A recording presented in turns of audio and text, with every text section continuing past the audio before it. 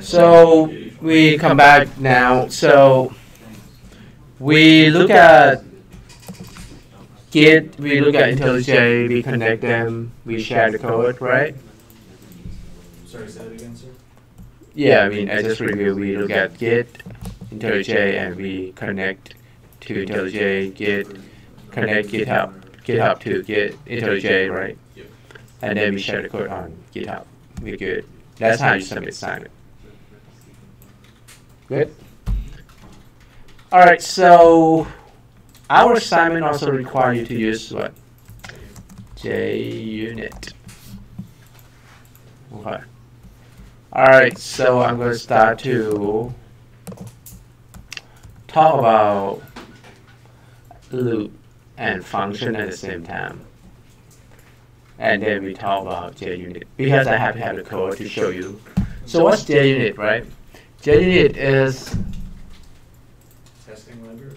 a testing library. What we try to test? Functionality, it compiles. Pretty much just test your code. How do you normally test your code? You run it manually and interact with it and see, okay, it works, right? Alright, so let's see how do we normally do. We're going to do exactly what you normally do here. So, a lot of you forget that we have to have, I mean, I do forget that all the time, this statement. Like, sometimes I run the code and just say, you get an error like main cannot find your main class, main, because I forgot to type this. Right? The method main, that's the key thing of the class in Java. You must have the method or a function main, right? In Java we call method. So that's a basic function. That's why I mentioned earlier I want to talk about function and method. Because this is the key for JUnit test, you need to have the method and functions. Because we test unit means like test function by function, like test by the method, right?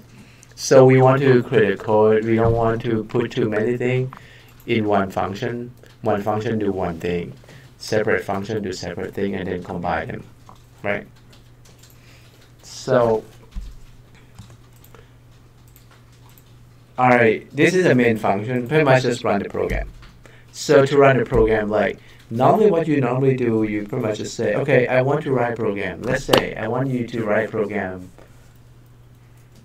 It's loop, right? So I want you to print odd numbers between 1 to 100. How would you do that? Okay, print odd numbers. How do we do that? Use a... okay, we're going to use for loop. So for is a syntax, right? For, initialize. So first, when you use loop, right? Before we even go further, let's talk about loop a little bit. So the key thing is initial like I equal to 0. Initial your starting point, right? So that three main things, okay? One, initial, and you have to make sure you increment your initial, right? Increment, right? The initial value, right? Right. Like initial value for starting point is just like I equal to 0, like counter, right? And increment your I, right? So I plus plus, right? Okay, I would say that's the third one, right? But the second one is you should have your condition, like when to stop, right? Like I said, I want to print odd numbers between, odd numbers between 1 to 100. So that means initial value should be maybe 1, right? right? Starting point, when to stop, maybe when my I is less than, it looks like to 100, so correct. But you might want to include because say 1 to 100% equals. And increment, like in this case, odd number you might want to increment by 2. Because if you increment by 1, it's going to be 1, 2, 3, just a sequence, right? So if you increment by 2, pretty much I equals to I plus 2, right? So that's pretty much the point of the loop here, right? So meaning that since we already know 3 things, because if one thing is missing, your loop will never stop because stay at 1, right? If the condition is missing, your loop will never stop, right? Because we don't know when to stop. And if your starting point is missing, then your loop will not work because we don't know when to start, right? So those are the 3 main. It happened to all the loops too, right? So then we already figured that initial values, right? Then syntax for is just put those 1, 2, 3 together in one parenthesis. The first one is initialize, second one is your conditions, right? And third one is the increment. So, and we always have the curly braces, like add a class, open class, close the class, open method, close the method, and open loop and close the loop. Now, we talk about data type a little bit, right? The data type is like I is a variable's name I.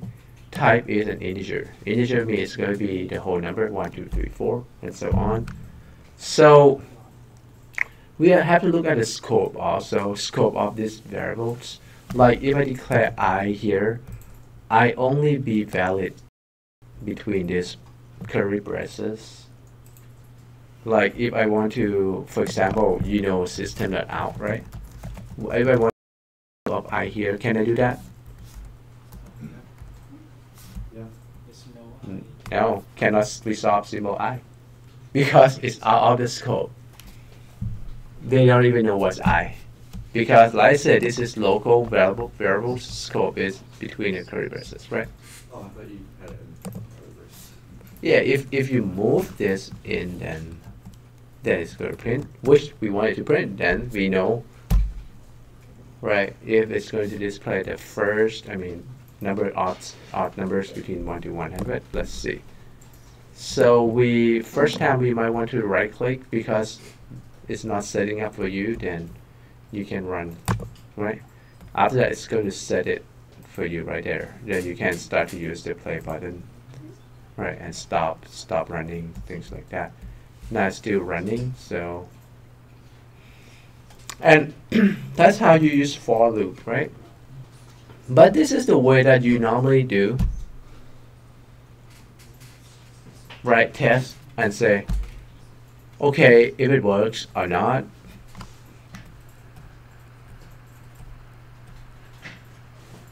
Yeah, 1, 3, it did, right? So, and then you say I'm done, right? But now I want to add something else, like you want to do the unit test. Okay, so how do I do unit test for this? You have to create a unit for it.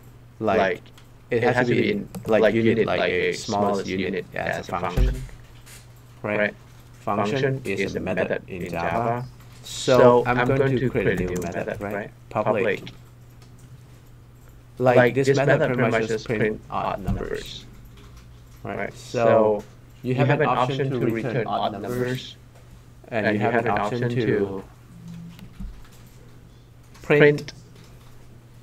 But in order to make it to test, you might want it to return the list of odd numbers. Why? Because we're going to make this as a unit test to test the result. We don't want it to display the result. And once it's done working, then you can put it in the main, and the main can just display the result. because unit is only returning values. We don't want to print the values. Why? Because when you print it out exactly in the method, then it's very difficult to modify the look and right of your printout because it's solid in the method.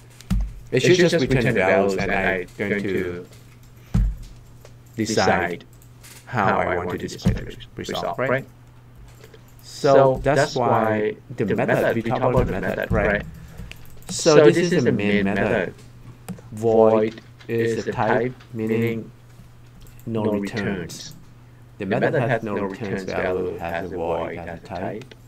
So public, meaning that this is a public method.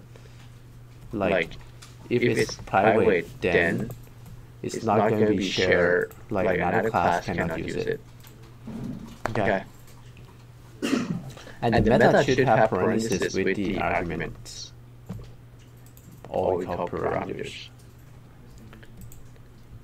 Last thing is statics. Static is pretty much when the method is static, you don't need to create an object to access the method. Okay, now we're going to talk about object more later, and you see. If it's still confusing, just say, if I use statics now, when I want to test and call this method, I can just call it a class name like loop demo and dot followed by the method name. That's what it means.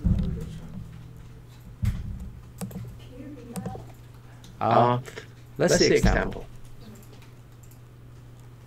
Alright, so it's going to return, let's say it's going to return, pretty much print out all the numbers, right? So let's make it as a string.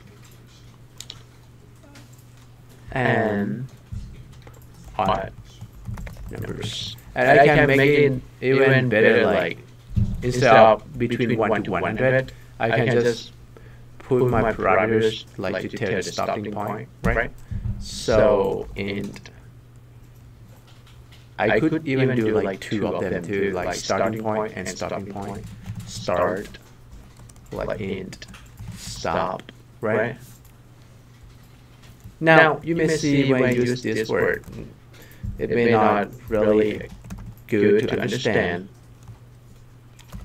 Let me see, that's why Java doc is important. So that's why we want to use Java doc to try to explain it. And this is the indentation parameter for the parameters, stand for parameter start. Like I try to explain, like to try to define what start, right? Start or start number. Starting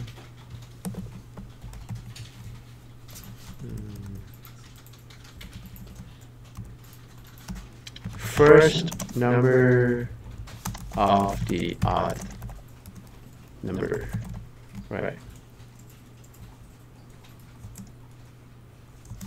Last number of the odd number to display. Just try to define, right? So that's why Java doc is important. Returns the odd numbers between first number and last number.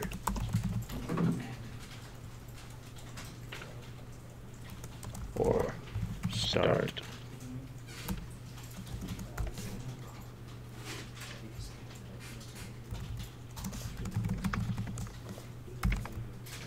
So you see, Java doc pretty much just make it. Oh yeah, Java doc comments here, right? Just explain my method here. And this line is just for the description. What is this method for? Like return, pretty much just returns odd numbers between start and stop. Right.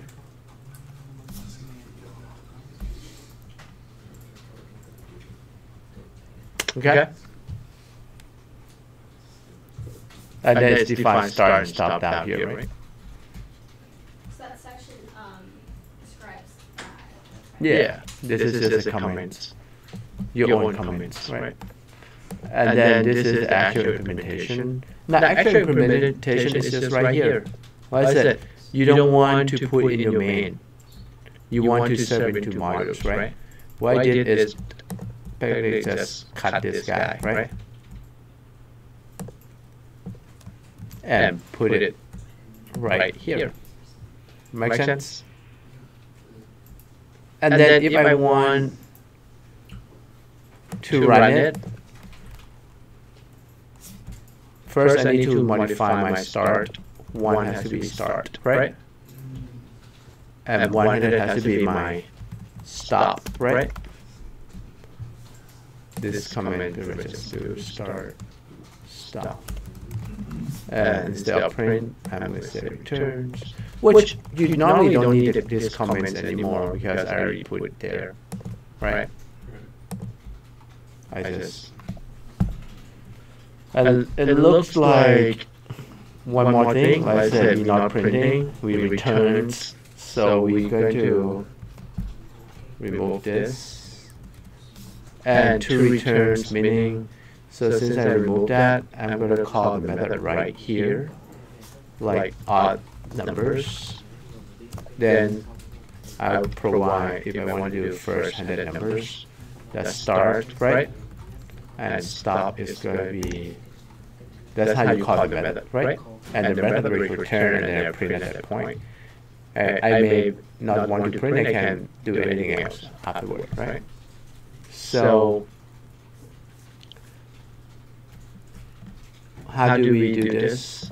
We have to pretty much concatenating I. Concatenating means just appending, right, to the string. So what you need is just declare the variables. So this is like a result, and initialize to an empty string, and result plus equals to I. Then start to concatenating it. If you want to have spaces, then you need to plus the space, right, between the numbers.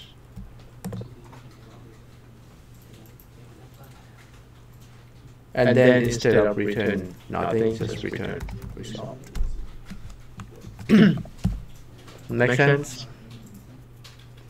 So that's just another way to rewrite this into a modules or functions, right? Small function, and its functions just do print out numbers. Instead of try to do so many things in one main that you used to do, I think, right?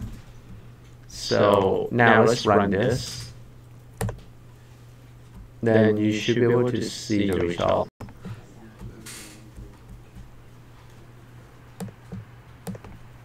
There you go. So it's going to return the odd numbers, same thing, right?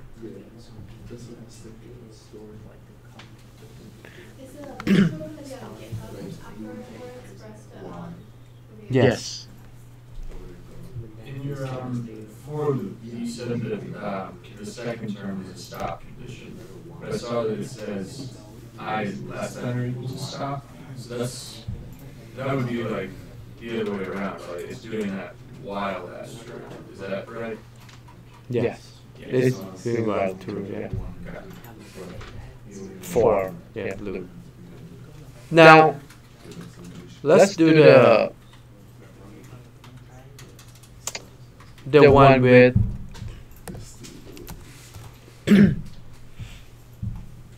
so I show you how to do for. I'm going to use while loop. There are three types of loops, right? So technically, before we move there, I want to copy this and show you the unit test first, right? For this one, okay, and then we can move there. So this is pretty much the result that we already know is correct, right? But when you write a code that is more complicated than this,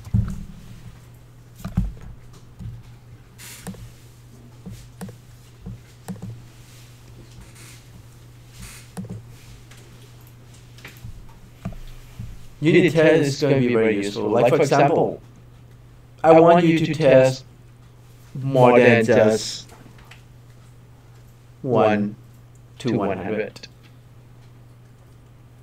Okay, now you probably want to go back and change this, but manually, right? All the time. But if I say, okay, I want you to test it to print 1,000 times, starting from 1 to 10 and increment by 10. You're going to be saying why I want you to do that. Right? Because I have to do manually 1,000 times. But why? The reason why I want to do that because in the real world scenarios, you're going to buy a car that never do QA, never test, drive. You're going to risk your life? What'd you say? Will you buy a car that never test on the road? And say, hey, the car's working. I show you I drive. You trust me. It's only one person who drives.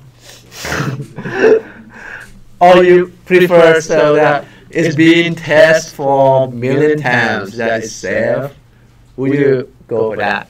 Yes, right? But who's going to be that million people who test? It's not easy manually, right? So that's why we have unit tests that you can write a code to test your code. Alright, let's see how it works. Okay? That's the benefit of unit tests, right? Alright, watch out, right? Because it's going to be quick and you may be lost. Okay.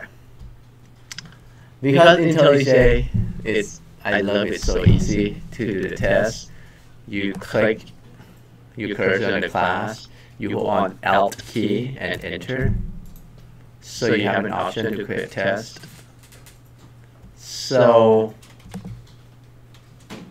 now this is going to be a dialog for create a test. There are many type of tests, right?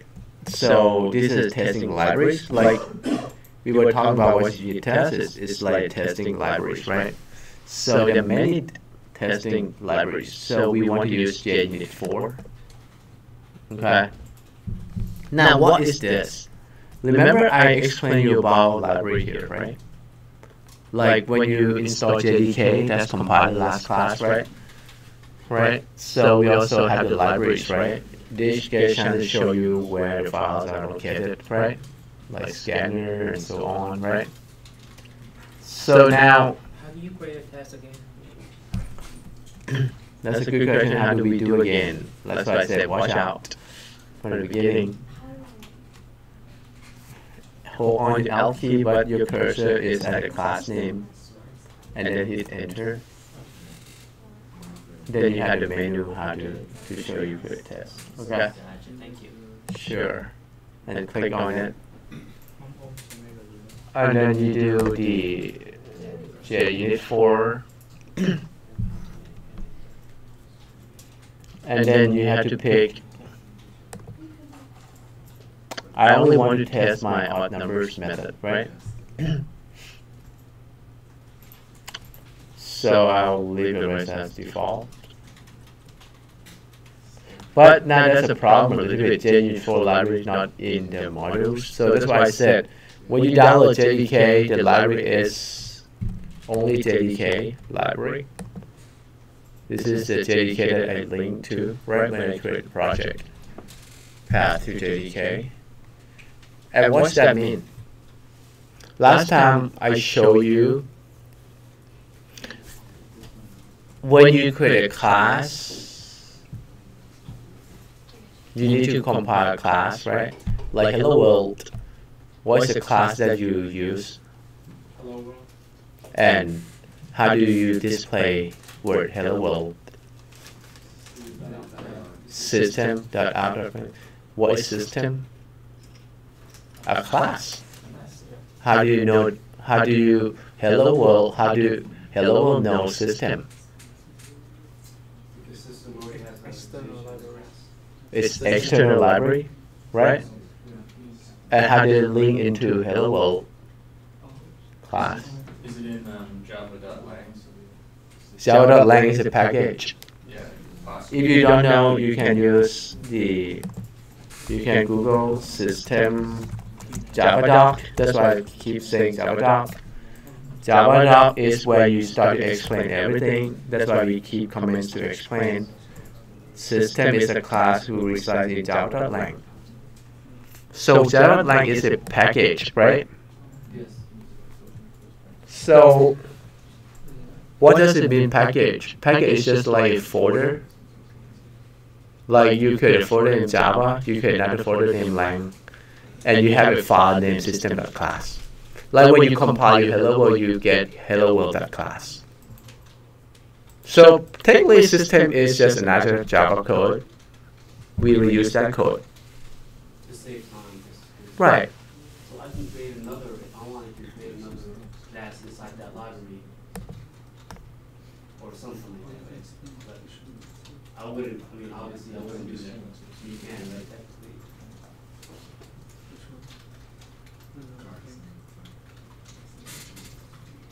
Inside. You cannot create another class inside these libraries because this library owned by Oracle now.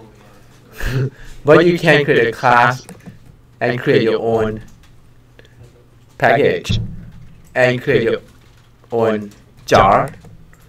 These are jar files. Inside jar has many packages. And then you could create libraries, your own libraries. Same. JUnit is a JUnit library. It's not JDK library. Make sense?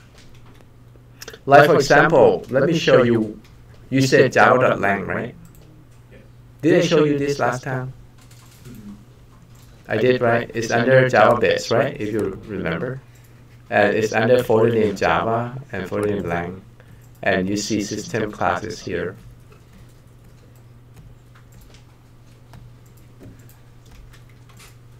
Right there. And that's the Java code for our system. If you want to read the code, how they make it happen. Right?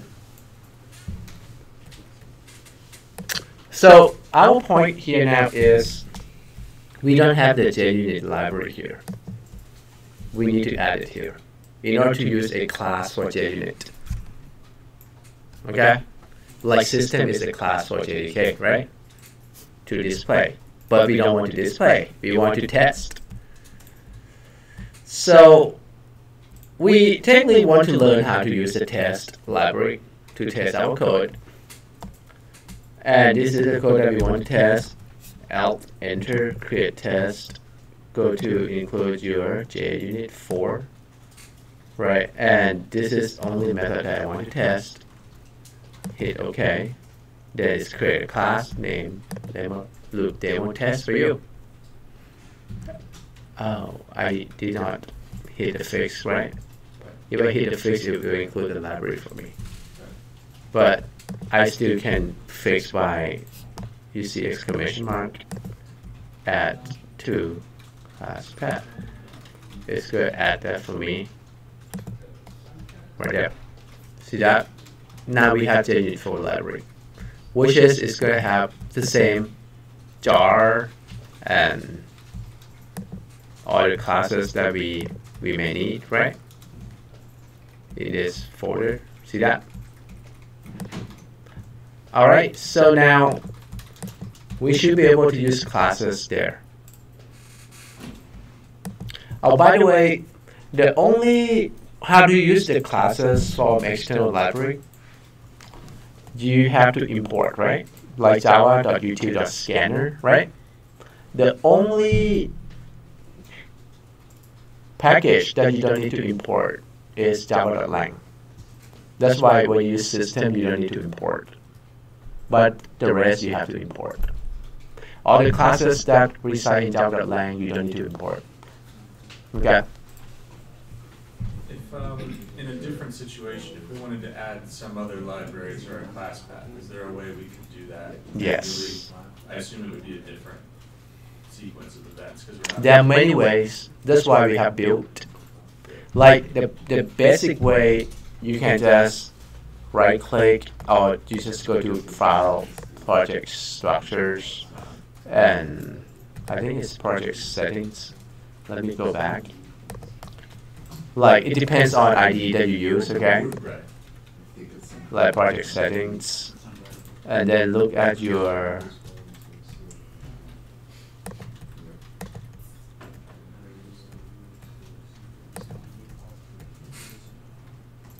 I'm looking for the class path.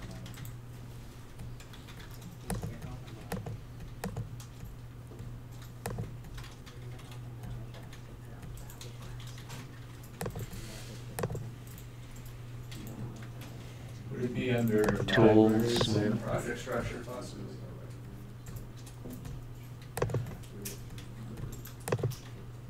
Under project structure, Yeah. libraries. Yes, Yeah. that's correct. And then you can add your library to here. Okay. Awesome. Thank you. Okay.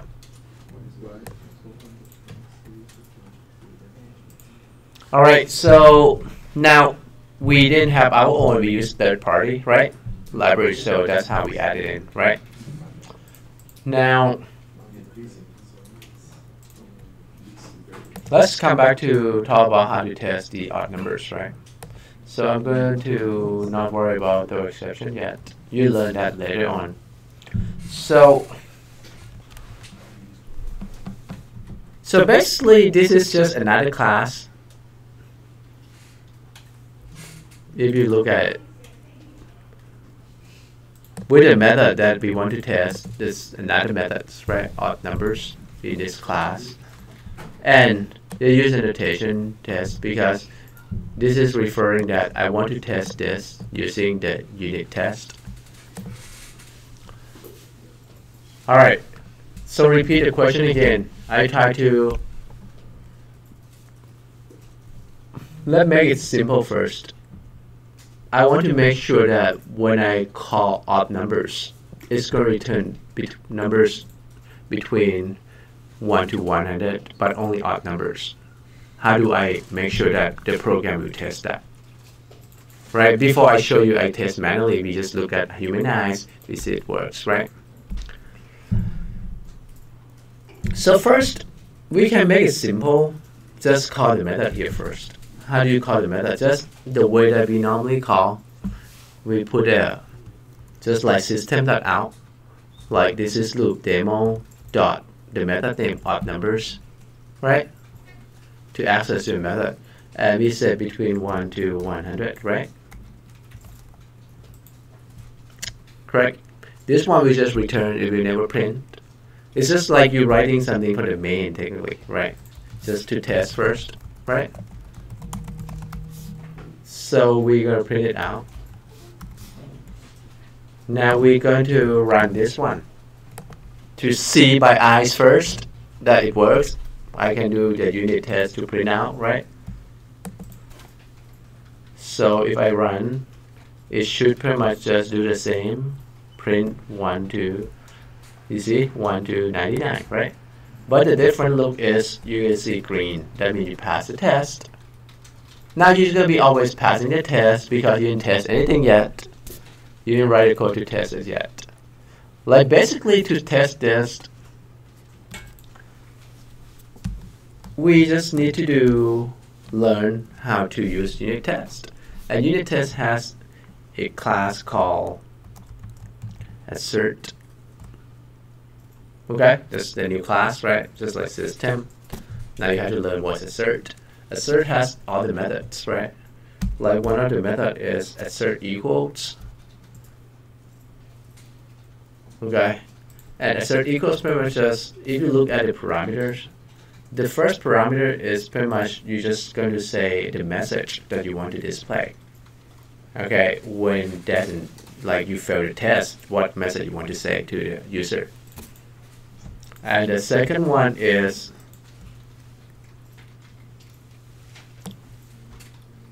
what is the expected values? Like the expected value is that 1 to 99, right? And the third one is what is the actual values? So basically, I just say, okay, assert equals, and then message you want to show the user, right? Error. Okay. Like, okay, error. Displaying odd numbers, something like that, right? Okay. So it only displays if the condition isn't met. When it's failed. Okay. When it failed the test. And now this is second parameter is what? Expected.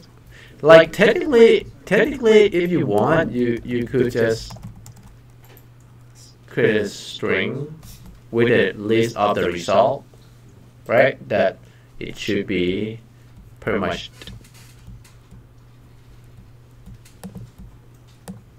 I had a list of result. This is all of numbers, right? Right. That's one way. Right. There are many ways, but this is showing basic first. So this is going to be expected result, something like that, right? And it's string, so you have to put in the double quote, right? It is a string, right? And semicolon, correct? And that pretty much the second parameter that you want to put, right? That's your expected result, right?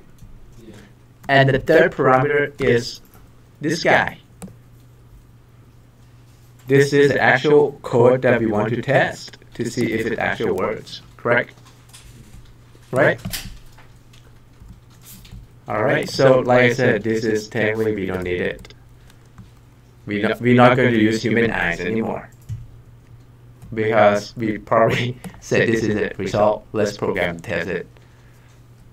And if it passes, it's going to be green. If it fails, it's going to output the message with a rate. So let's run the test again.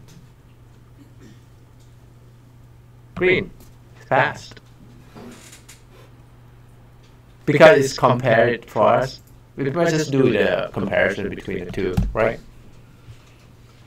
Now, let's say, for example, if I accidentally print 100 or missing one number, right?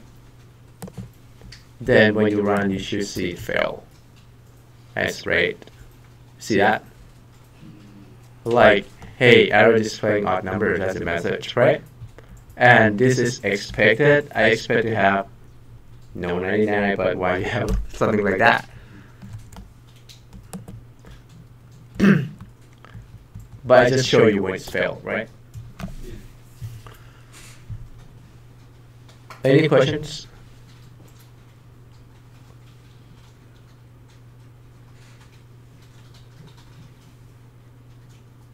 Alright, so that means I can make it more, a little bit more challenge, right? By getting into the questions earlier. Like, for example, that, Yeah, I have one question. I'm trying to formulate it in my head. How do you, when you, not all of your methods are going to be public, right? Some are going to be private helper methods. So how do you test or design a JUnit test to test the output of those methods? of the private methods? Yeah. Like if they're called from the main method, is that something you would unit test for, or is that not really a use case?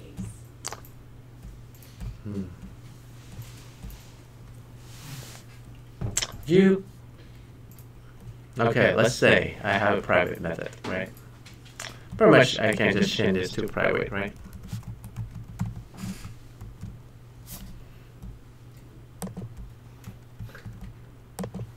So that's going to be an error because you cannot access the private method from another class.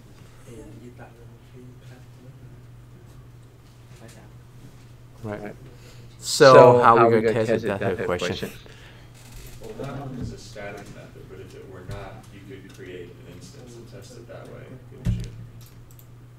But if it's private, can you access? Well, if it's an instance of that class. All right, now we got to learn a little bit about statics and non-statics method now to answer to use to. You see the way that we access statics method, right? You just call it class name and dot, right? Now if the method is non-statics, you okay, and we put back in public first. Okay.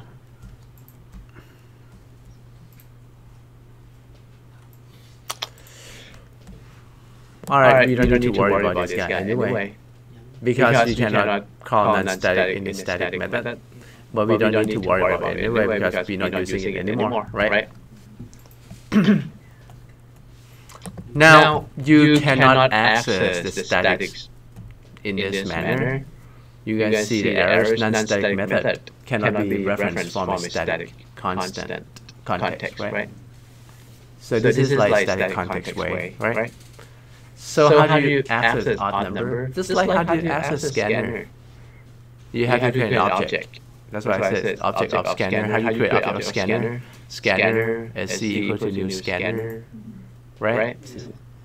Same, you just need to instantiate an object. So if I instantiate the class level, it's become the attributes of this class, right? Loop demo equals to new loop demo, right? So to access that, just call the object name loop demo. That's it. The rest is the same. Let's run it still work as normal. Now, that's going to be a question again, when should be static and when should be non-static. Can you tell me when and why? Yes. I think static, you have to do something, right? But no, static, there's no return required. But for static, for non-static, you have to have a return required. Not really. Because you were thinking about the main, I guess. Right, void main, right? No. There should be a reason to do that, right? Yeah. You'll want to use a static method or variable whenever that's not going to change. None of the data is going to change for like a specific, say like you instantiate like a scanner object because you're taking a new input that you have to deal with right then. But if you just have something like our odd numbers class that just takes parameters and doesn't even look at any other information that might be different, then that's a good use of the static method. You have a good point. You want to add something? I was going to say that every instance of an object or class demo would be able to access a static method or variable, correct? If they are static. If they're static, right? Mm-hmm. But you access in static way. Even they are non-static, you talk about variables, you talk about the attributes of the class, not the class. So if you're non-static, you still be able to access to getter and setters. What was that? I'm sorry. Getter and setters. Getter and setters method. Accessor of locators. So, alright, let's think about this way then. So this is a concept of object-oriented programming. Like I try to tell you that we want to do an application hello world. We don't want to build it from scratch. We can reuse another class, right? Alright. Now if I want to build an application, this application going to do a student roster. So how am I going to make an application to display student rosters? All right, I may have an application main, right? And I can read in the student file, right? Pretty much lead in just like you can key in too, like scanner key in student one by one. And it's displayed directly, right? But the problem with display directly in key one by one is when you turn off the program, all the data is gone. Then you have to store the data in some manner in an object. That's why we were thinking about maybe we create a student class, right? So we create another class named student with the attributes of the class is the student name, student, date of birth, last name, phone number, address, and so on, right? Now, when you start to key in, we store that into an object by. Now, a student class is just unique, just one, right? But the attributes, name, student always going to have different name, right? Should that be a static or non-static? There you go. It should be non-static. Why? Because if it's static, static means stay the same. Then if I enter first student named Mary, the second student named David, then Mary changed to David. So if I print student roster, all of them will be Davids. Or the last student, right? Name whatever it is. So that's what we have to do is inside a static class. Statics always stay the same. Yeah, it's not dynamic like non-static. Right. Then it's not going to work out with that. That's why we need. That's why he referred to scanner can be different. Right. That's why you have an object of scanner. But system that out of plane you always go to display is always going to be the same thing. Or math.square-root. Or odd numbers. It's going to be always the same thing. That makes sense. Can you list a few more examples of when people typically use static? Yeah, we can look at that. But let me answer her question first. She still have that question. Yeah, but when I see this, that's why I want to make sure you understand, come back to your question at the same time. So now we have an idea what you can see more of this. Okay. So now you have an idea a little bit what static and static and when to use them, right? Like in this case, we don't want to use statics or non-static. I mean, right? We want to use statics, right? Like this is non-statics. But the question is, if it's private and you were saying that we can just do this test, is that true? So that's why I make it private. You try to use a private method in different class. So that's when modifier is private, then you cannot access outside of the class itself.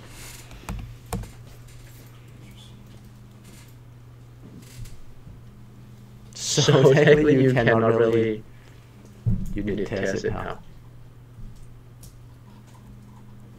Or you want to public it and test it and then you change it to private.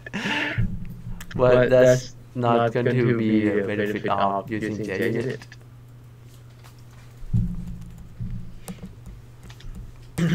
Let's see how to test a private method. Yeah, it's the same NUnit, JUnit. This is for C#. We use NUnit.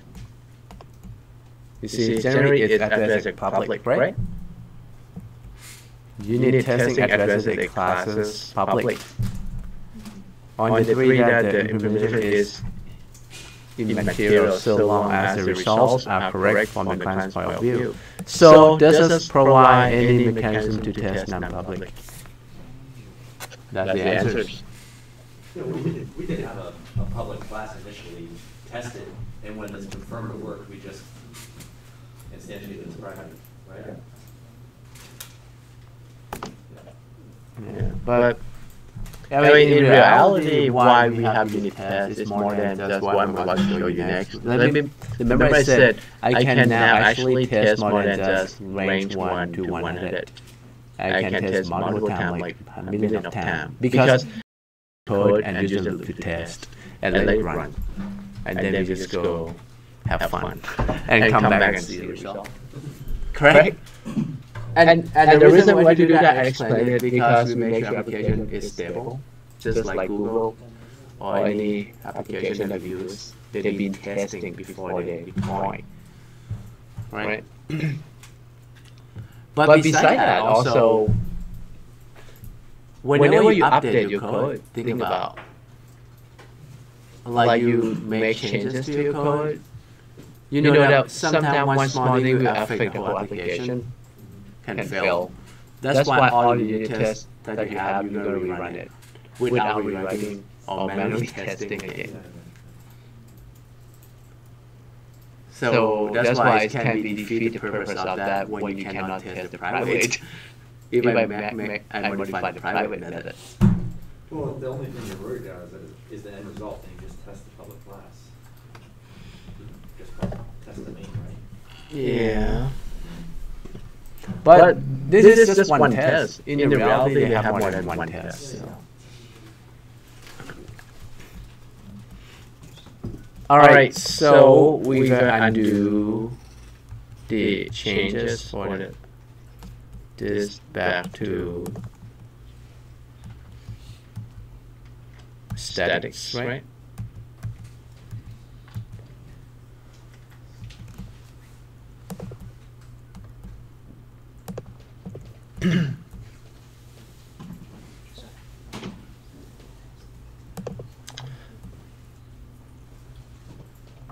What time is it supposed to be ended? Like 10 minutes.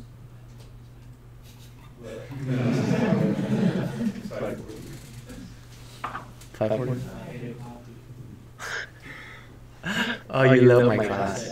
That's why I subscribe to my channel. Right. Alright, so now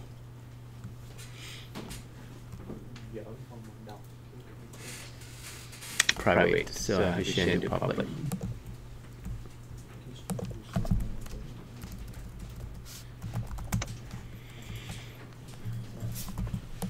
Alright, so I guess let's talk more about statics, I guess. Because she's still, since we're already in and we want to see more a little bit, right?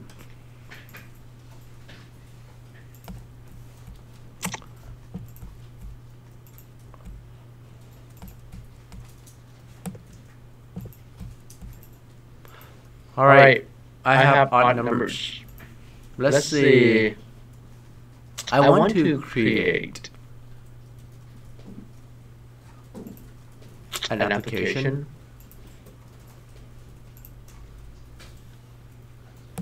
And this application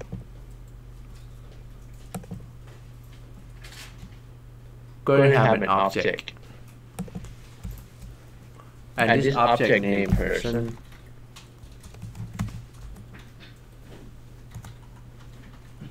Okay. So I create a class person in order to create each object of person.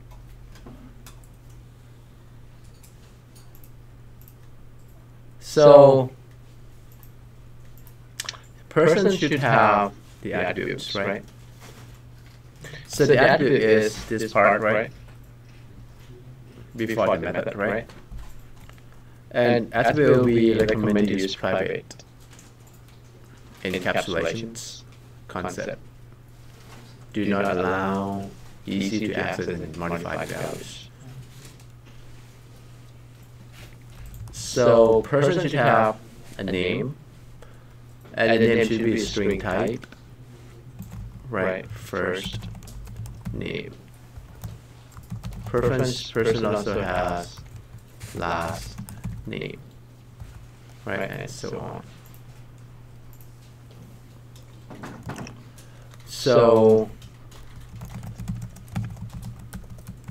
let's say email Now, the list of this is depending on your application, how you want all the requirements, that what are the information you want to get from this person to store this. So we have all the necessary attributes. We can generate the constructor. You pretty much know constructor, right? Constructor is pretty much where you initialize your person. When you create an object, you pass in, right? Oh, that was awesome.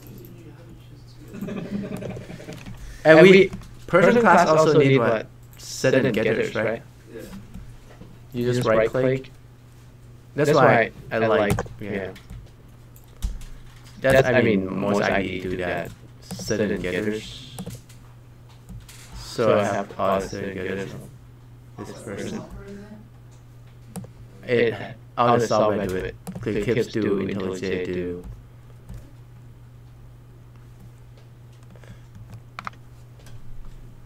It just saves you like 10 minutes of your time, right? So, right? I mean, you already know set and getters. And then you probably want to string too, right? Go to generate, right? To string. To string purpose just return information of the person, right? Alright, so we done with person class. Correct? That's it, we're done, right? With person class. Now, they're non-statics, right? Meaning that I have different person, different name, different object. I change the name of one person, if you not change the name of another person. That's true, non-statics.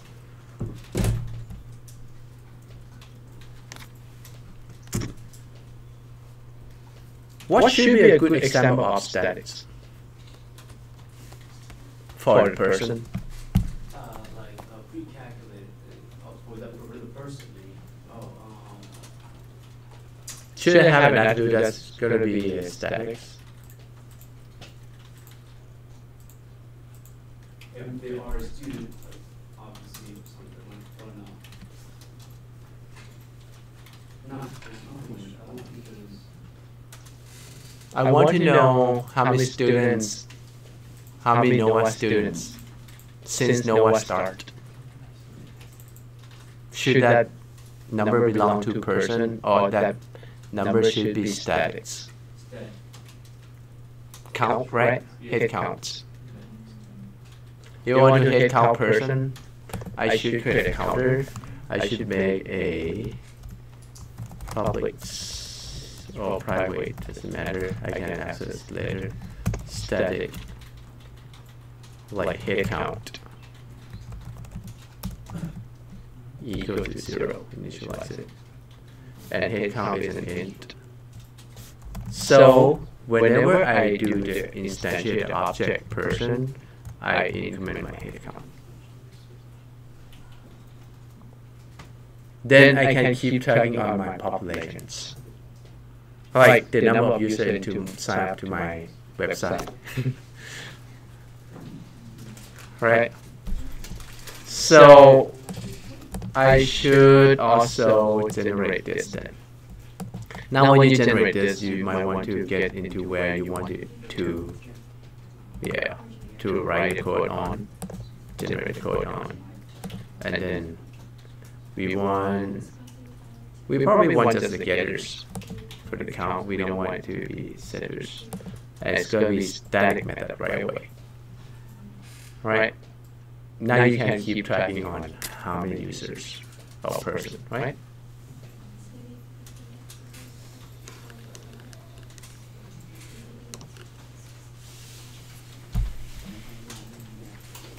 Let me also add we want the string password when they want to create an account to do login, user login. Yes.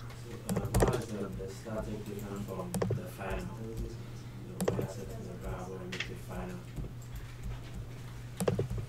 Oh, final is a constant, right? When you say final, you talk about final like constant. But variable mean always change. Constant mean like pi is always 3.141, right?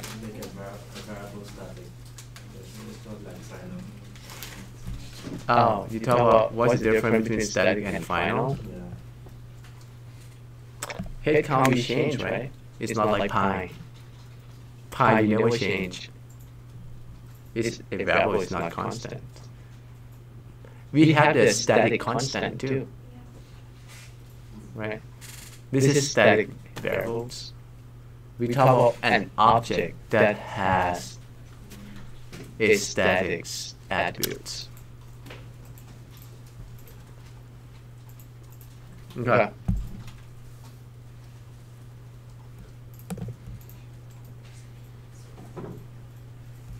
All right, so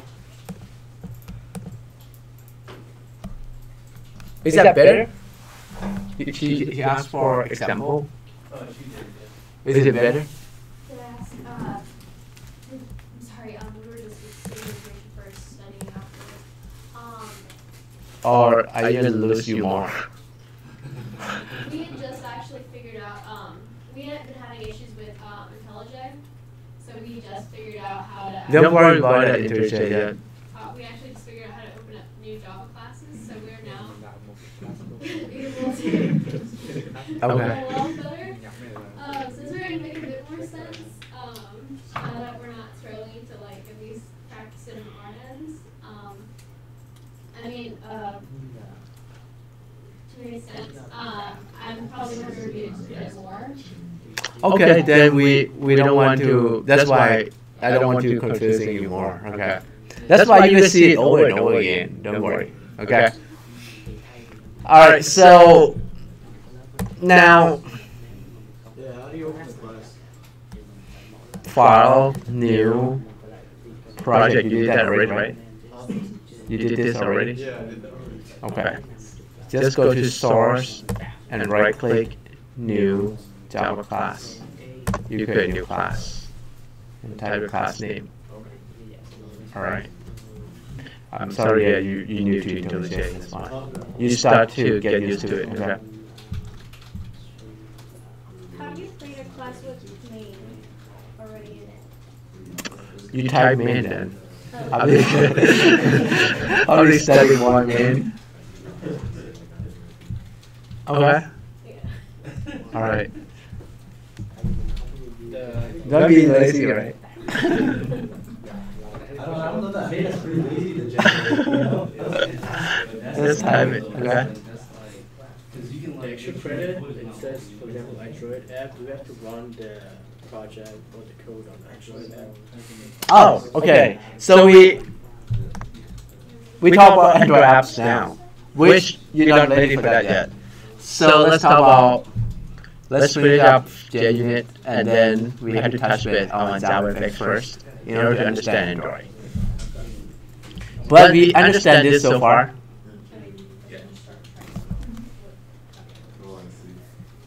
Not sure, huh? All right, great. All right, so let's look at. If you look at this,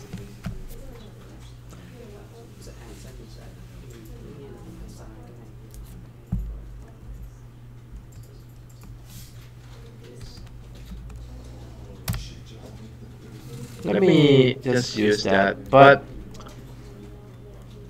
how do I get the odd numbers? Let's create another methods, right?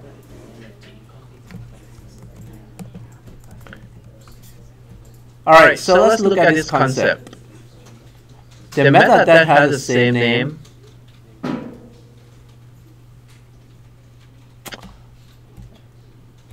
if I have the method that has the same name with different parameters, what do you call that?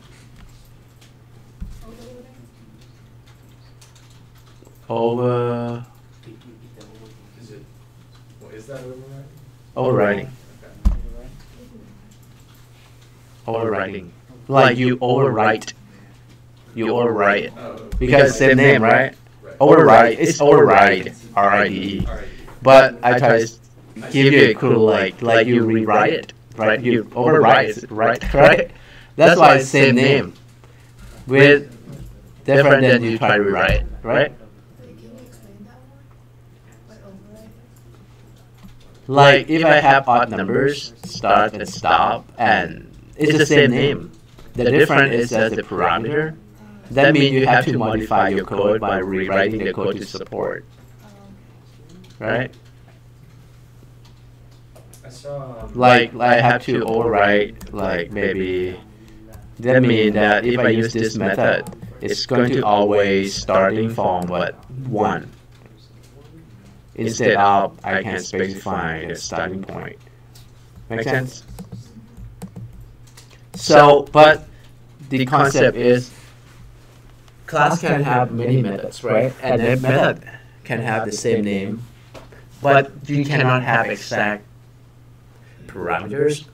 That is called overriding. Okay? But the concept actually come from inheritance that you will learn. Because the reason we want to override because we want to make the changes to original method. Inheritance like you create another class based on the mother class, right, or the parent class. So that's why we want to override the original method, right?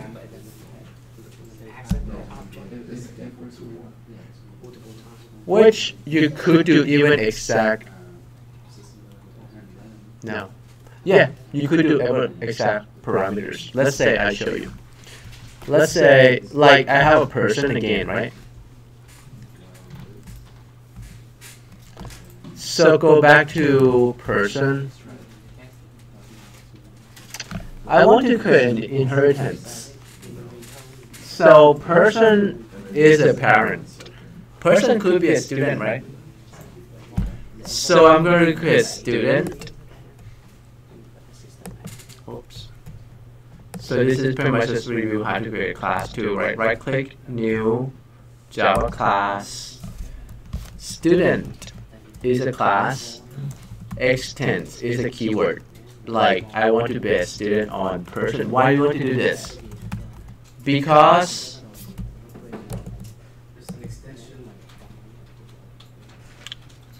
why do we want to do extends person? Because we don't want, like, students gonna have first name, last name, email address, password. Why I want to rewrite the code again? There's no reason. That's why we, right? Alrighty. I created a constructor, right? And you use the keyword super to refer to the parent constructor, like the person. And you can put more for a student, right? Like student could have grades, right? GPA. Which person doesn't have to have GPA? Right? But I want to talk about overriding more a little bit, right? So let's just generate the GPA first.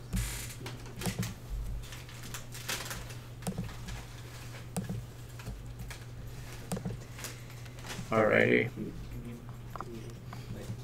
I mean, I would never recommend my CSC201 to use auto-generated. Okay. But as your level, I assume that you already notice if you feel like you want to type is better for the beginner to learn typing instead of let it generate the code. Okay. Then you understand the concept first. But I want you to see this one. This is the override, right?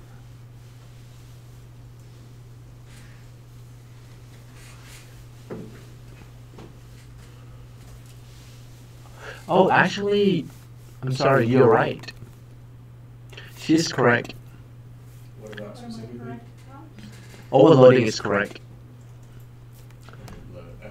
This is overloading, and this is overriding. Overrides for method. The method that has the same name, exact same like parameters. Right. Because exact, you didn't change anything. The method header is the same. See that? Public string to string, which is I override to string version of my person to string. See, it's exactly the same. So if you change parameter list, Then we call overloading. Like the one that I did, even the same name, different parameters we call overloading. Okay. All right, sorry, you were right. No problem. Do you hear me with the differences between overriding and overloading? So this is overloading. Like I have two odd numbers method, right? And these odd numbers do start to stop, right? This odd number, use the exact same name, only provide a stopping point. But I will start from the beginning for you. Overloading. Overriding like person has a to string, right? That display first name, last name, email, phone number of the person. Student. Let me split. Then you see side by side.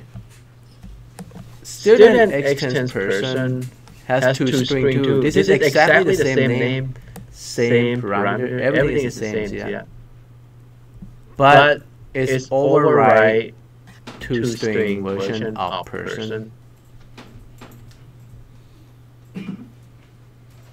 So just to clarify further, so we could override again for a third time if we were to. You could override. GPA for individual classes. Yes. So Professor, you're overriding the, To string on the left here. with this student GPA, right? Right. Well, you can. You like this one. You only display GPA, but if you want to display person information too, you could by just modify this a little bit.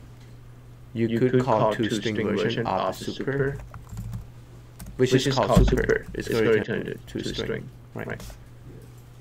You don't do that, you're kind of overloading, you're using the same. Yeah, super to-string. Then you get first name, last name, email, phone, and then GPA. We want to override, then we can still using all of them, right? We don't want to make changes.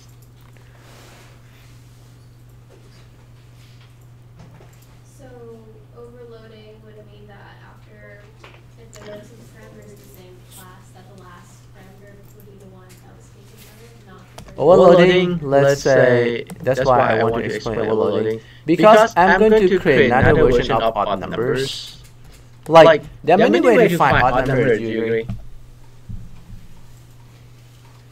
This is not the only way to find odd numbers.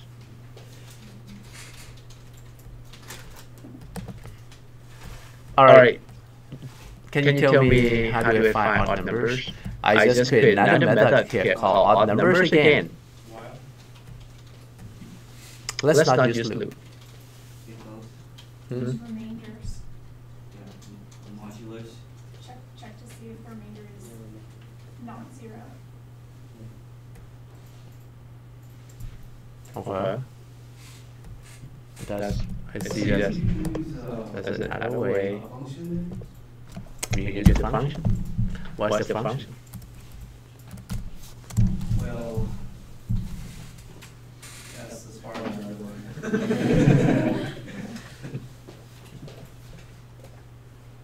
learned. Plus what? Plus 1, plus 2. 1 plus 1 divided by 2.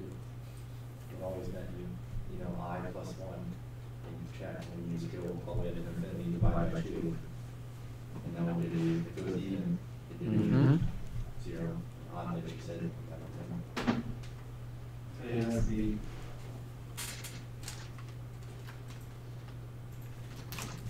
All right. So you said 1. You always have to start from 1, right?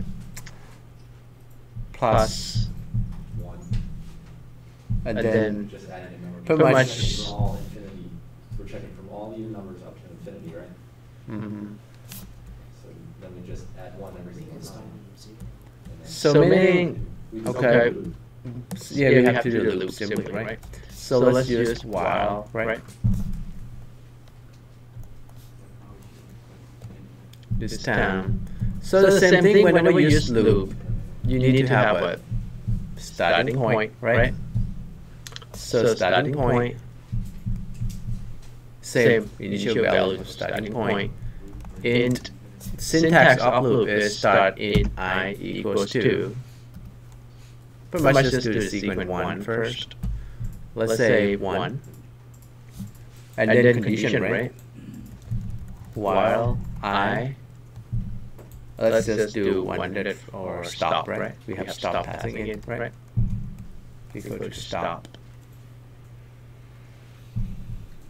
And then whatever you like to do is just go inside the curly braces too. But you need to make sure you do number 3, that you keep increment I or make I change. Like increment doesn't mean has to be incremented by 1, it could be incremented by anything, right? Or make sure it's changed, right? So now we can start to say, let's say increment by 1, right? 1 plus I plus plus. So now this is the implementation now that we will say I plus 2, is that right? Yes. 2, right? Yes.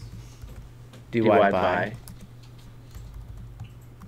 So let's say if I want to start from, I have to start from 0 then, right? Because 0 plus 2 I get 2, divided by 2 I get 1, and then the next one is 1, 1 plus 2 I get 3. 3 divided by 2 is what? You need remainder, you said? No, you'd be skipping numbers this way. Huh? You'd be skipping numbers if you increment by 2, I plus 2 every time. I mean, we're incremented by 1, yes, but we're doing I plus 2 because we're adding 2. We shouldn't be adding 2. We should not be adding 2, right? Because we're going to check all the numbers on the, all the numbers on the 2 plus 1 is what? If I have 2 plus 1 divided by 2, what do you get? Divided by 2 is going to leave 0.5 remainder. It's 3 divided by 2 is still 1. 3 divided by 2, 1. If it integer is 1. So the integer is 1 1. plus 2 divided by 2 is still 1. Why? It keeps saying 1 now, right? There's not a word we want off, right? Yeah, but we're only looking for when the remainder is equal to 0.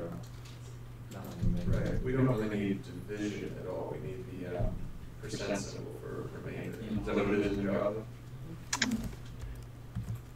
Looking for remainder, you said? Yeah. But remainder is going to be either 1 or 0, 1 or 0. I mean, yeah, this is another one, but I'm looking for another formula. What is it? There's a formula that just gives you odd numbers right away by plugging in values. It's pretty much just in the math, right? The AN arithmetic series Times 2 plus 1. times 2. Okay, let's try. You said times 2 plus 1?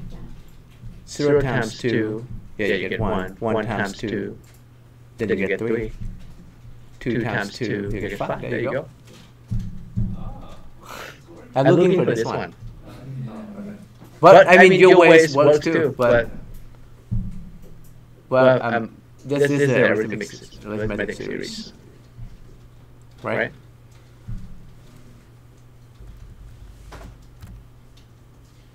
So now we get that and store that into the result, right?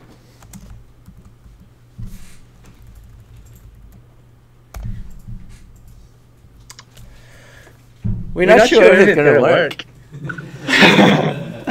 but we have the good tools, right? You guys want to try the tools? What do you call that tools? Unit test, right? But we know that the one that works is this guy, so we make it as expected result. Now you guys start to see the benefit of the unit test a little bit, at least. Because during test that one works. We've been tested, we proved that one works. Now, we're not sure the new one. But we know that we can just use unit test to assert it. And we call, what do we call loop demo, right? Dot. I want to use the overloaded version. Right, we have two versions of odd numbers. This is called overloaded, right? And we want to pass in, actually we want the first 50 numbers, right? Well, it's not Because the last one that you put 50 times 2, 100 to square to the 101, we only need like 49, I think, right? 49 times 2 is what? Yeah, 99. You get 99, right? So we actually need only, that's it, right? Let's see if it works. If it's green, then it's good. If otherwise, one thing when we concatenate, I need to make sure it's spaced too, right? Because it's going to match by match, matching exact. I didn't put spaces here yet, right? All right. Because that could cause a problem too.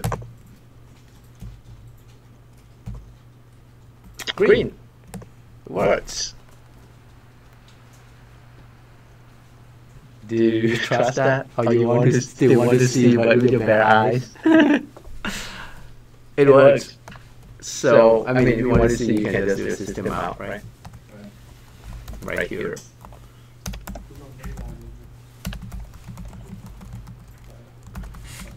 Pretty much just copy this line.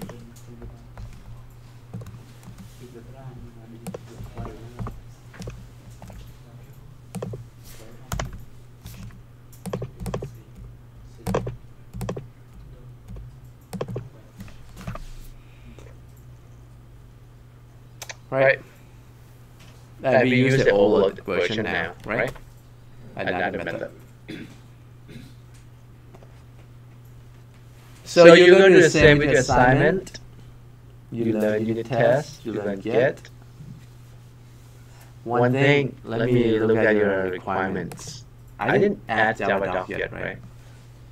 no, I don't think so. Yeah, for the next one we have to do it then. Just if I didn't add this one. Yeah, so some of the extra credit is Java FX and Android app.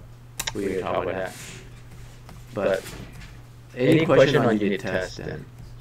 You can start to write even more, like you can test 1,000 times by loop, right?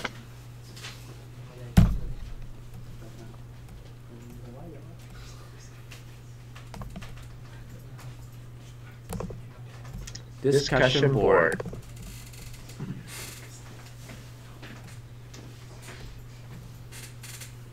Unit test, submit, code review, okay. I like to see JUNIT, JavaDoc for your code. We talked about JavaDoc already. I'll show you how to generate it. The one that we do system JavaDoc, remember? Alright. Generate JavaDoc. Not just generate, also including JavaDoc comments, right? And I want it valid, right? Valid JavaDoc comments. What does it mean? Valid, like what I did. Explain exactly what you do. Not just make it happen just to pass or make it everyone. Yeah. And generate it, right?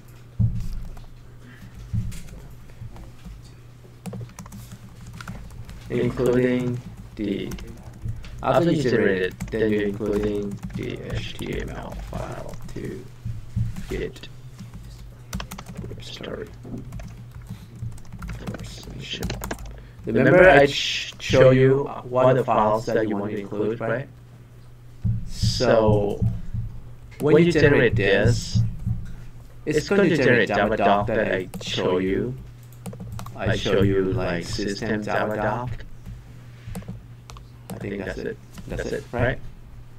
All the comments that you create, it's going to put in here. Okay. Let me show you. It's just one step click once you have comments ready. So my Java doc for this, right? I'm going to go to Tools, Generate Java doc. That's it.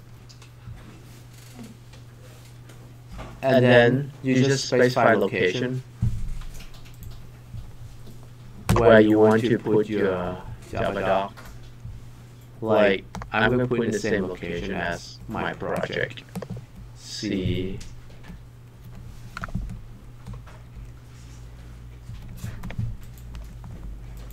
Looking for users, right? You can type users, my username,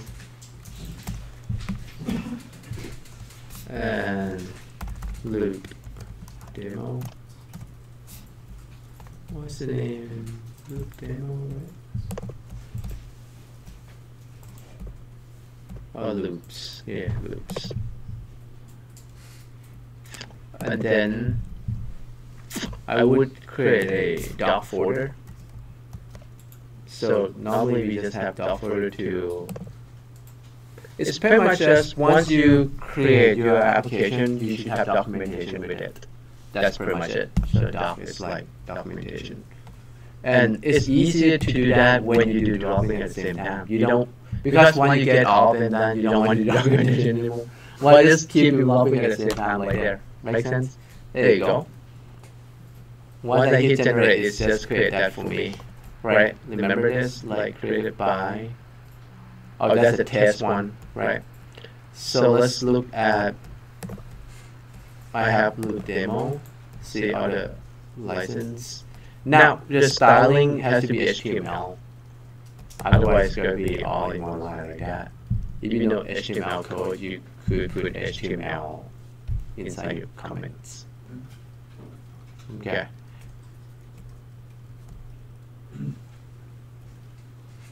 But this is all the comments that we put. Look, returns odd number between start and stop. See, odd numbers. So it's pretty much just explain what start, stop, and so on.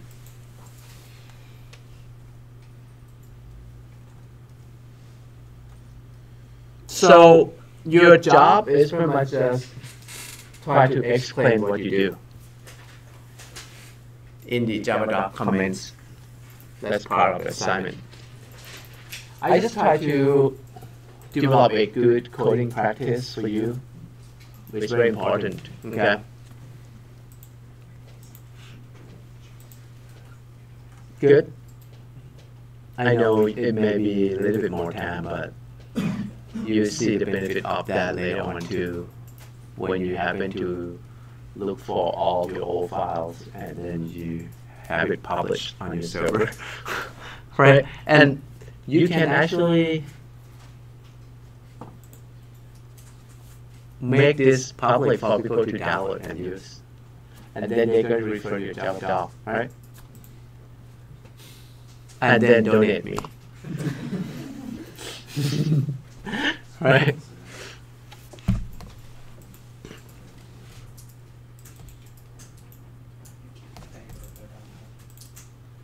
Any question on Java doc? Yes. What do you mean when you say including the HTML files? All right. So when you go back to your project folder, I have the Java doc folder. See that? These are all HTML files. You see that? That you generate, right? Remember, it's generate that. You manually created that doc folder, right? Or did you not? I manually create doc folder. Otherwise, it's going to put a lot of HTML on this. It's unorganized, right? So we just upload the index file? Oh, you want to upload all the dependencies, right? If you look at index, this is HTML I'm talking about, right? So this is the only thing locally? You could, yeah. Like if you go to index, it's going to index pretty much homepage, right? But like if you go to loop demo, it's actually loopdemo.html. If you just do index, I'm not going to access your loopdemo.html, right? Or you technically can publish this, you know that, right? And then you can just provide a link to it. But let's not get to that point. We're going to develop to another point. When you talk about extra credit with the web, then you can include this. Okay? And then we're going to develop your Donate Me website. When you include your jars.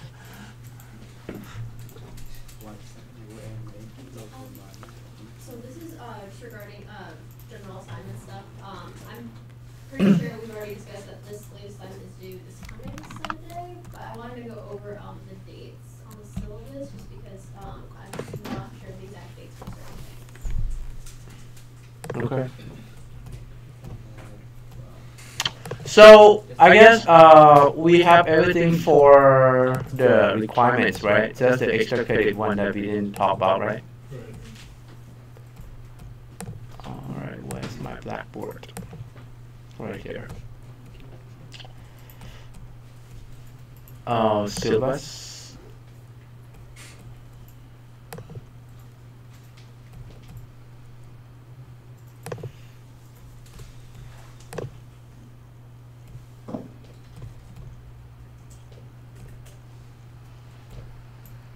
Alrighty.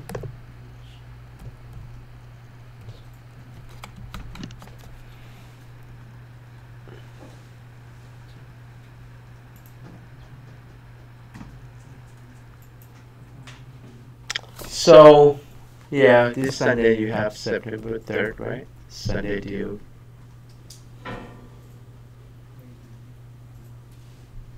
And we have chapter 1, 2, 3, right? So what is due? We were talking about, let's go back to requirements.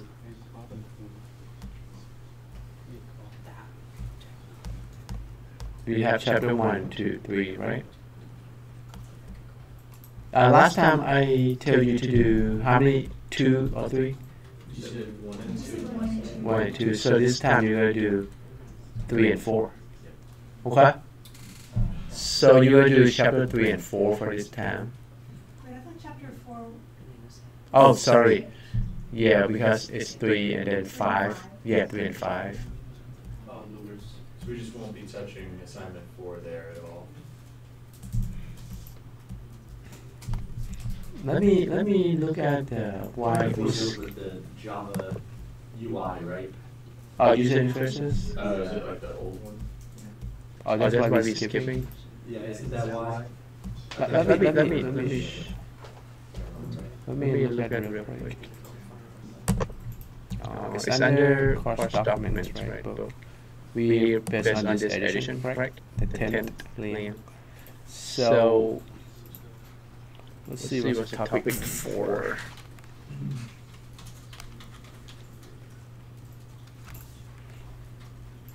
Alright, so now since we're waiting for that, let me go back. Oh, because we could get 4 here. See that? In unit 3. We come back for 4. We will touch that. So you just do. You guys want to do 3, 5, 6 then? Then we have this done by 10th. Yeah. 3 units. You think they can handle now? 3, 5, 6. Hmm?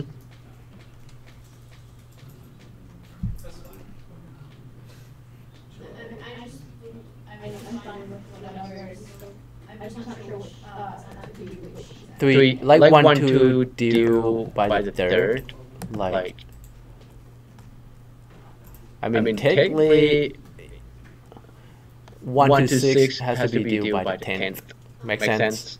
So you're just balancing your time. You want, like, you're supposed to have your 2 done, right? By the 1 and 2 by the 3rd. Because we just starting, I give you a little bit, right? Then you used to the system, and now, right? That's why I want to increase a little bit. Are you ready? That's my question, right? But they're all basic from CSC201, remember? Now your focus is just try to catch up on how to do GIT, JUnit, and so which when you start to do like 6 units, you should be very good at that, right? So you're saying the deadline you'd like us to meet on by the 3rd, chapter 1 and 2, but and by the 10th, 3, 5, 6. with a technical deadline for both week 1 and 2 assignments is the 10th. 1, 2, 3, I mean 4, 5. I mean 1, 2, 3, 5, 6. Has to be done by 10. And for current values, so Like, yeah, when we discuss that at a later point, you can go back and revise those. So like for the Java app, JavaFX. yeah, so we can revise it for later. Oh, how do I get the extra credit, right?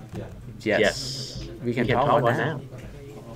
If you, do you have any other questions? Right here. How many things are due on Sunday? Because I know This Sunday, chapter 1 and 2. I know you have to like sign some papers too, right? Oh, that you should have done long time, right? Do this Sunday. You can do it now. Yeah. On the computer? Yeah, you can download and sign it. It's going to be just 5 minutes or less than. How many is the syllabus, right? This syllabus itself, right? Then we just sign it and send it to you? Oh, now you submit back on Blackboard. Like click on, go to syllabus, and syllabus drop box, you see that? And attach the signed version. That's 50 points. Yes, due by this Sunday. Show me the papers that we're supposed to sign. Where would that? Yeah, you just save as PDF. And then PDF will give you the option to sign it. You just save under your name. Which, what's the link on Blackboard to get those? They have to sign. To the syllabus. I mean, Under syllabus. is it the syllabus you have to sign? Yeah. And also student conduct notice. Okay. See that? This and this. Alright. Have multiples, so we don't need the other one. Just use the top one, okay? Alright, any other question? Yeah. Pretty much you have 3 assignments, 1 syllabus, student conduct notice, 1 unit 1 and 1 unit 2. Due this Sunday. Gonna be graded? Yeah, 50 points. And a lot of students don't do it and try to do it when they're about to fail and at some point. So why don't you do it now, right? Make sense? Then you don't have to worry about it. Okay, like at the end of semesters come back and say, do I still have time to submit that? So it's due Sunday, okay? This Sunday, do it now. It should be easier than Hello World, right? For the homework assignments, you said you wanted us to reply to someone else's submission. How should we reply? Like, are there extra errors in the code? Oh, yeah, you can just respond to, like, what do you think about that code? When you look at, like, hey, you should do this better by this way. Or, I think your code is good. Something like that. And I think if I find some problem with your code, you might want to look into this. Make sense? Or I test your code, I don't know how to run your code. Anything that you look at. If it's something like, oh, hey, I know a shortcut way to do this. Yeah. Like review, code review and give your thought. But it doesn't mean that your thought is correct, but he's going to come back and say, like you're learning by discussing. Technically, right? He may come back and say, hey, I thought this is right. And then that's discussing. And why, right? And then, okay, let's ask the professor. They come in. Like, I try to, I want you to learn with many channels. Don't rely on just lectures. Because a good way to learn is, the best way to learn is looking at other people's codes. Because you've been just look at your code and the other code and mine, you should have seen the other way to write a code. Like we just talk about print odd numbers. You see that? There's so many ways. You've come up with 3 ways already. You may never think about that until you see, wow, that's right. And these are very important when we get to 202. Because 202, you have to write a better code, more efficient now. You want to make the best way, pick the best way. Yes, sir. How do you open the student contact notes or the syllabus as a PDF file so you can like write on it? Which one? This one or this one? You talk about syllabus or student contact? You can just download it to your desktop and then hit print, save as PDF. Print, print. Alright, so let's come back to, you see, after you open the PDF, you can just do the signature here, fill and sign. Okay. Alright. So, JavaFX, right? That's the reason why I want you to use INTELLIJ. You guys have any experience in graphic user interface programming with Java before? None. You see, alright, we could talk about open new project. You guys see Java, right? You guys see JavaFX application, and you guys see we have Android. You see that? But we talk about JavaFX first. Alright, so same thing, link to JDK, but make sure you have 1.8 and up. Lower than 1.8 we will not have JavaFX. Get the next one, okay? So you said it's not in 1.8? It's starting to do 1.8 in 1.8, okay? Next. Alright, project name. We talk about person, right? Person. Alright. It's going to create a new project. Okay. Blank. Alright, so let's explain here how to use this.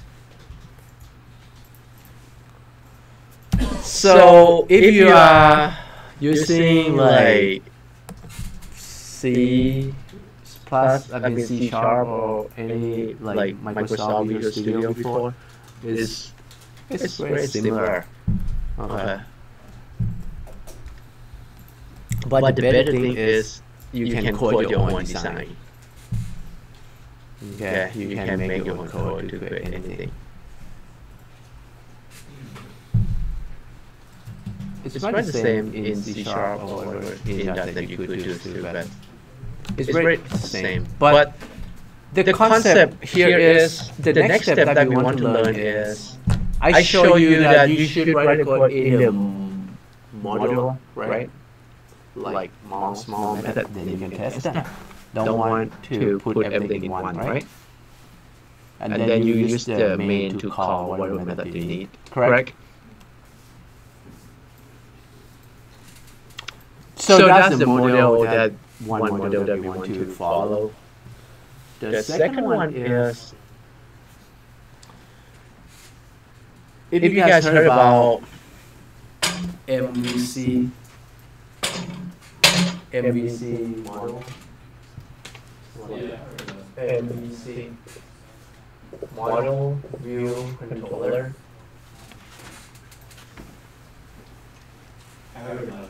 Yeah, it's pretty much just, now we're dealing with graphic user interface, right? we want to like before we deal with just the logic and print out on the console, right? So console, no one will use application to console, right? Then that's why we want to look at the view now. Okay. So we want to separate the code, just focus on the view. Writing the view. Like the view that you see, like all the like here tools bar and everything here, is writing from the code to make the view, right? So this is the view. Like the logic to calculate like odd numbers as controller. So we separate them. Like if the user say enter 1 to 100 to the view, then it's going to talk to the controller to return a result and show on the view. Make sense? We just decide it separate into different, right? So the model then is just your, if it's not part of the model, it's just the model. The model, this is where the person is. So it's just the idea. Person, like if you think about the controller is the logic, right? But the person itself is actually an object that, like the data. The data, got it. Right, the data is the model. Oh, so like a person as in the user of the Person class. Oh, person class, okay. Like if I want the controller said, okay, sign up with the view. I see the view with the page. Like this is graphic user interface, right? I have the like provide email, provide password, right? Confirm password, right? And submit button, right? So this is being implemented with Java and Vue, right? Once I provide this information and submit, who's going to handle that? Controller. Controller is going to read this information, right? Okay. And handle the actual data that you, like actual information. But the actual information you instantiate an object, remember? Create an object, right, of person. Then the person class is right here in the model. I'm sorry, I had it with my handwriting.